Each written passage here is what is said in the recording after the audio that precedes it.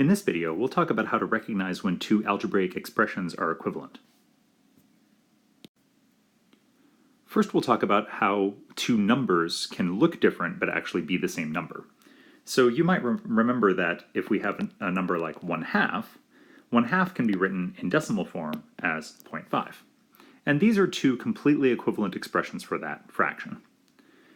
But if we have a number like 1/3, and again, you might recall that 1/3 is harder to express as a decimal, because if we try to express 1/3 as a decimal, we know that it's not exactly equal to 0.3, it's not exactly equal to 0.33, it's not exactly equal to 0.333, because what we have to do to get the exact expression is we have to have 3's going on forever, literally forever. And so this is only an equivalent expression if we have an infinite number of 3's after that decimal point. So these are equivalent expressions.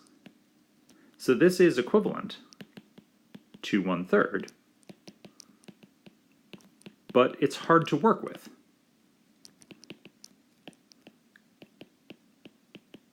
For example, if I wanted to know what was 1/3 times 12, I wouldn't want to use the decimal expansion for 1/3. In fact, what I would want to do is remember that if I can express 12 as 12 divided by 1, I can simply multiply fractions by multiplying the tops and multiplying the bottoms, and then realizing that 12 divided by 3 is 4.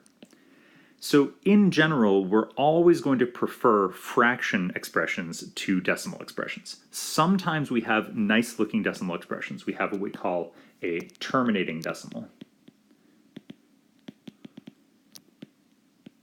But when the decimal expression is not terminating, and most fractions don't have a terminating decimal expression, only a few special fractions actually have a nice decimal expansion. So in general, we're always going to want to prefer the fraction expression to the decimal expression. Now, because two numbers can be written in two different ways, algebraic expressions can be written in different ways as well. So for example, if I had an expression like 1/2 x, well, I can use the decimal expression for 1/2 and rewrite this as 0.5 times x. So those are equivalent expressions. Another way that we'll often see this expression written is if we look at 1/2, kind of taking the idea that we had before, is we think of 1/2 times x divided by 1, multiply the tops, multiply the bottoms, and so we could equivalently rewrite this as x divided by 2. And again, these three expressions, 0.5x, 1/2x, and x divided by 2, these are three equivalent expressions. So they all represent the exact same algebraic idea, but they're useful in different situations. So again, sometimes it's okay to work with decimals, especially if we only want an approximation. Decimals are very useful. But sometimes we'll want a fraction in front of our x. So sometimes having this 1/2 in front of our x will be the most convenient way to do it.